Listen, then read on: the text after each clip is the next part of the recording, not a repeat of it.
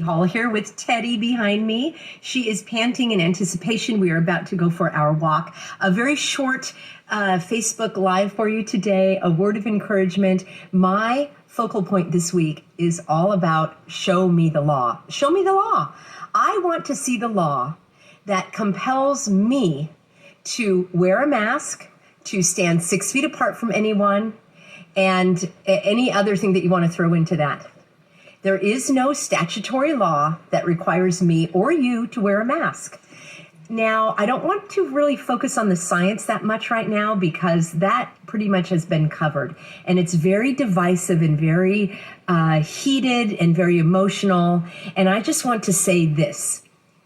If a scientific study came out that told me that I could live to be 120 years old if I wore a mask every day, if that study told me that I would have picture perfect skin and I would never age and it would make me a millionaire by wearing the mask.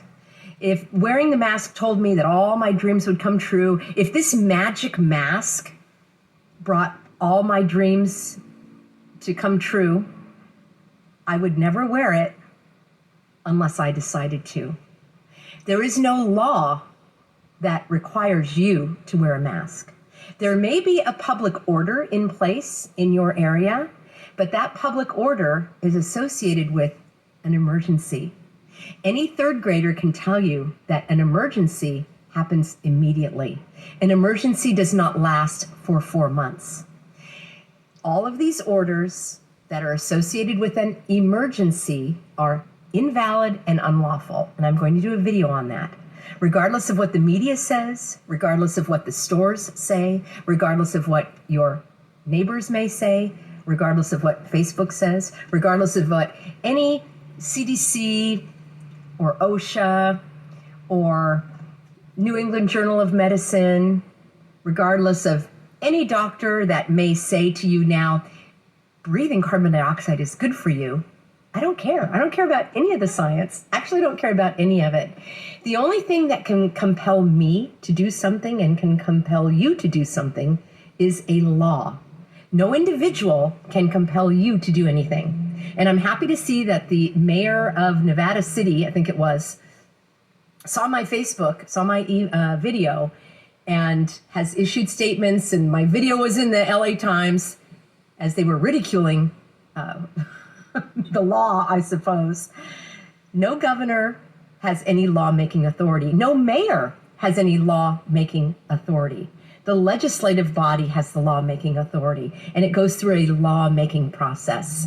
None of these public orders have gone through any legal law-making process. They are intended for a temporary period of time. If there was a gas explosion behind me and they made everybody evacuate the area, and I was on an important phone call in my business, I would like to say, you have to go get a court warrant to get me out of my private place of business. And they could say, ma'am, it's an emergency. You have to leave right away. Now that's called an emergency public order. It still has to be put in writing. It still has to be ratified. It still has to be approved.